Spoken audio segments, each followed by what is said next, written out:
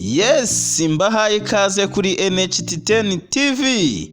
Uyu munsi rero nabateguriye ibihugu bifite isuku kurusha ibindi muri Afurika. Ese u Rwanda rwacu rwo ruri hehe ko twumva birirwa bavuga ngo Kigali isukuye, Kigali ikeye? Ese nibyo? Kurikira iyi video rero kugera irangiye uraza gusobanukirwa. Ku mwanya wa 10 turahasanga Senegal. Senegal ifite imijyi myiza kandi isukuye. Urebye gahunda bagiye bashyiraho cyane muri Senegal yo gutera indabyo, ibiti, ubona ko Senegal kabisa ifite imijyi isukuye. Ku mwanya wa 9 turahasanga Tanzania. Abanyarwanda bo kabisa Tanzania turayizi, za Dodoma hariya kabisa, uhazi rwose yabari inkuru. Dodoma ndetse n'indi migi yose yo muri Tanzania kabisa ubona ko isukuye. Ku mwanya wa 8 turahasanga Kenya.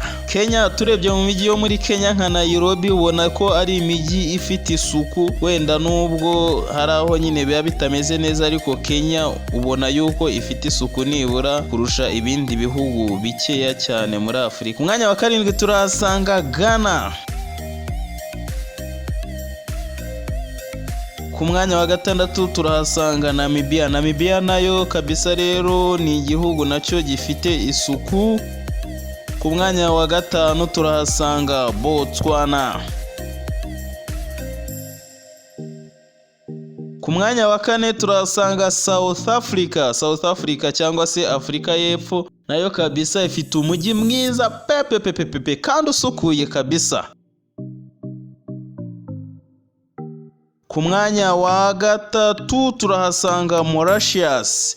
Mauritius kabisa nayo ifite umujyi usukuye, amataje ageretse, wagira ngo ntago ari muri Afurika, wagira ngo ni mu Burayi neza.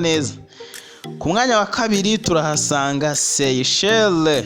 Seychelles murayibuka kabisa, cya gihugu u Rwanda rwigeze gutsinda ibitego 10 mu mikino 2, ngira ngo murakibuka kabisa. Seychelles nayo rero ifite imijyi isukuye cyane ariko ku mwanya wa 1 turahasanga ikihe gihugu? Ku mwanya wa 1 turahasanga u Rwanda. U Rwanda kabisa nkuko mujya munabyumva kabisa, abantu babivuga ati Rwanda, Kigali isukuye, Kigali isukuye.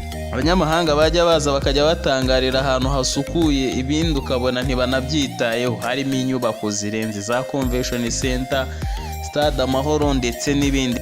Nshimiye rero kuba wakurikiye kino kiganiro, nkushishikariza gukora subscribe kugira ngo ibindi biganiro ntibikagiye bigucika. Ciao.